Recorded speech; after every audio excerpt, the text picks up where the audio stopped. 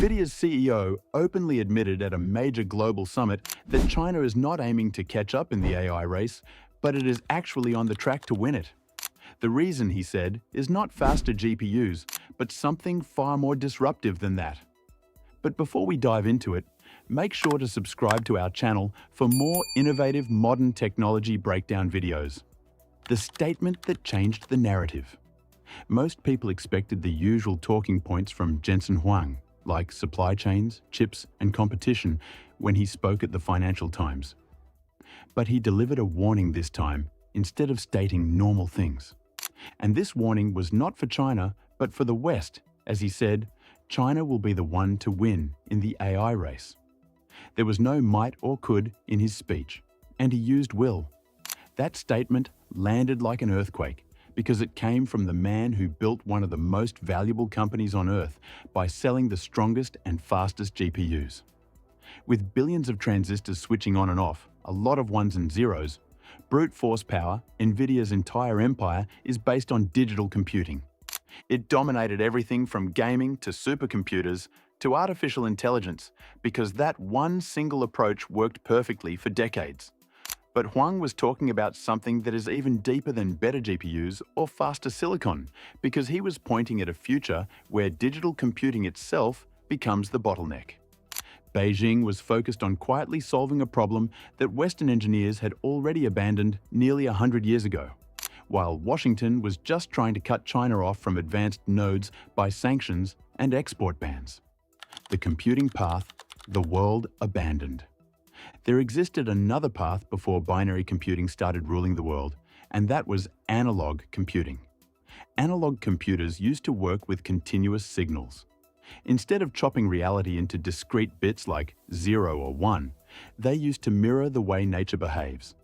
Biological signals, temperature, light, and sound waves are all analog by default. Even though analog computing was elegant and powerful in theory, it failed in practice because noise started creeping in, the signal started drifting, and errors compounded.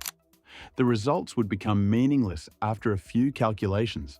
And that's where digital computing won, because it was reliable. You could repeat a calculation more than 1,000,000 times, and you will get the same answer every time. But that was not the case in analog. By the mid-20th century, analog computing became a historical note.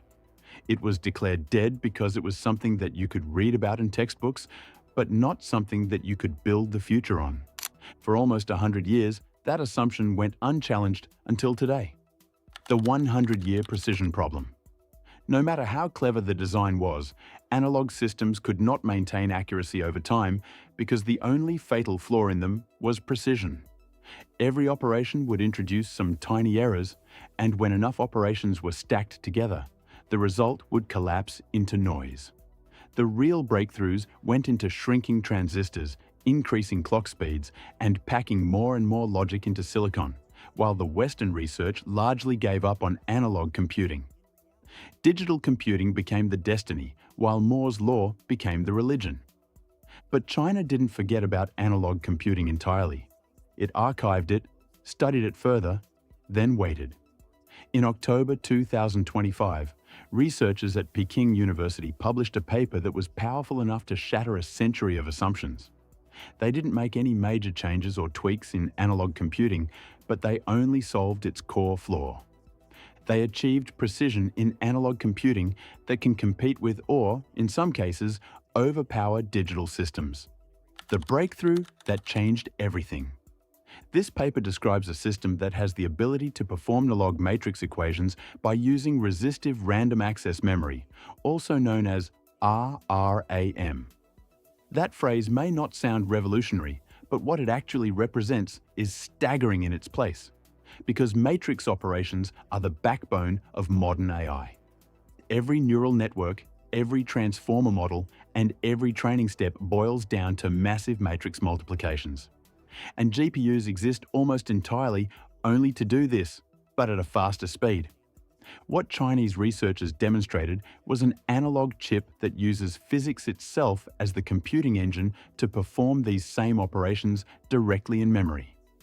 These researchers managed to do this by using a mature, widely available fabrication process instead of using any cutting-edge manufacturing nodes.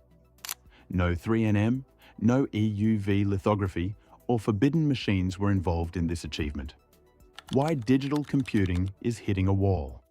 To better understand why this matters, first you need to understand that the biggest limitation of modern computing was the von Neumann bottleneck.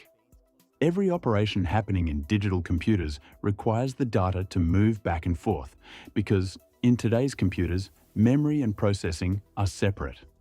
Data lives in memory while computing occurs in a processor. That movement costs energy and time, but in AI scale, it costs a staggering amount of both.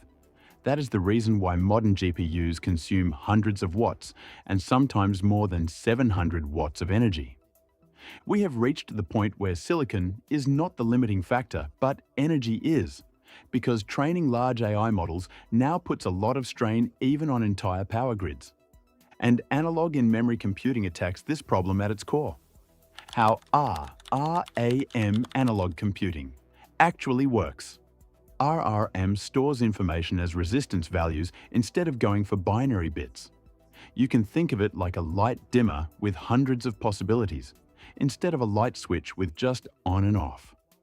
This way, each memory cell becomes both storage and calculator, and when an electrical current flows through an array of these cells, the simple physics of electricity, known as Ohm's law, naturally performs multiplication and addition on the go. This is a computation happening as a physical process and not a simulation. The key breakthrough here is that the researchers have successfully developed calibration and error correction techniques that suppress noise to unprecedented levels. Analog computing stopped being fragile, and that has happened for the first time in history. Performance that breaks expectations. This analog RAM chip yielded results in controlled benchmarks, which should worry GPU manufacturers. NVIDIA's H100 is among the strongest and fastest GPUs of today, and during a test of one matrix equation solving, this chip demonstrated a throughput roughly 1,000 times higher than H100. Its accuracy matched a level that was once thought impossible for analog hardware, while the energy efficiency was over 100 times better. All these are not hypothetical simulations, but actual physical chips that are fabricated using commercial processes. If you're enjoying this video, then do subscribe to our channel for more updates about advancements in computing tech. Why 6G needs analog computing. The 6G network will not only be faster than 5G, but it will also be revolutionary in architectural ways. Soon, wireless networks will have to depend on enormous MIMO systems with hundreds or even thousands of antennas that have to work together at the same time. Digital computing processors struggle with this because they require an absurd amount of power to perform calculations. On the other hand, analog computing will thrive here because signal processing is naturally analog, and performing it digitally just unnecessarily adds more load, which reduces efficiency. Base stations will be able to process massive signal arrays with minimal energy consumption using analog RRAM chips. This will make dense, ultra-fast, and low-latency 6G networks feasible without turning cities into heat sinks or power shortage villages. Why sanctions accelerated the breakthrough. The goal of the sanctions applied to China by the US was simple. Access to advanced GPUs will be stopped for China, and it will not be able to make any progress in AI.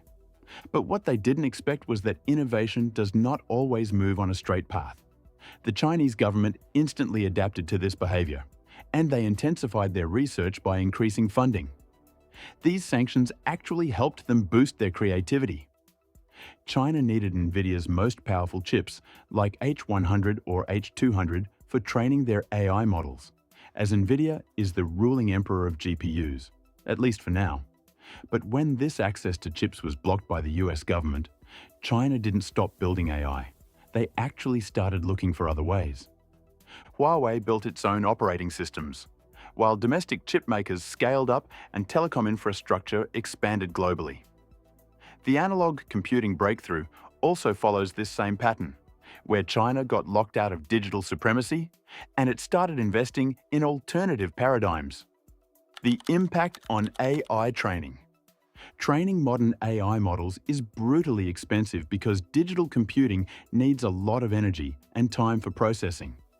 Entire data centers have to run non-stop for weeks or even months only to train one single system because large language models require trillions of operations. That's why only a handful of companies can afford to do it. But analog computing can change that equation entirely. Matrix-heavy optimization algorithms, especially second-order methods, map perfectly to analog hardware, and this will drastically shrink the energy consumption and training times. This doesn't just make AI cheaper, but it also democratizes it with more models, more experiments will happen, and there will be faster iteration. Why the West is unprepared. Here is the uncomfortable truth. The West is not prepared for this because most Western companies are not seriously pursuing radical alternatives to digital computing. NVIDIA's roadmap is focused on larger GPUs and more power, while AMD is following the same path, and Intel is struggling just to keep up with manufacturing nodes. Analog and photonic computing do exist in Western labs, but they are not at a national scale yet because they don't get coordinated funding and manufacturing alignment. A turning point in computing history.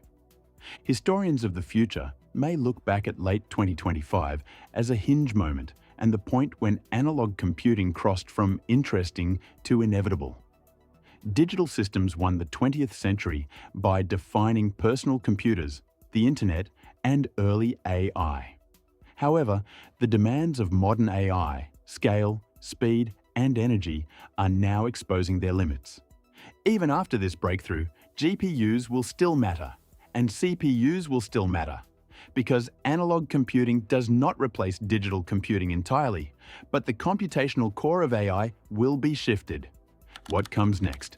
The Peking University team is already working on larger integrated systems for better calibration techniques and full-scale deployment of this precise analog computing system. Once scaled, this technology won't just compete with GPUs. It will redefine how computation is measured, and the rest of the world will have to respond, or just adapt. The AI race is about energy efficiency, architecture, the willingness to abandon old assumptions, and not just about chips. The consequences are just beginning, as China has built something fundamentally new.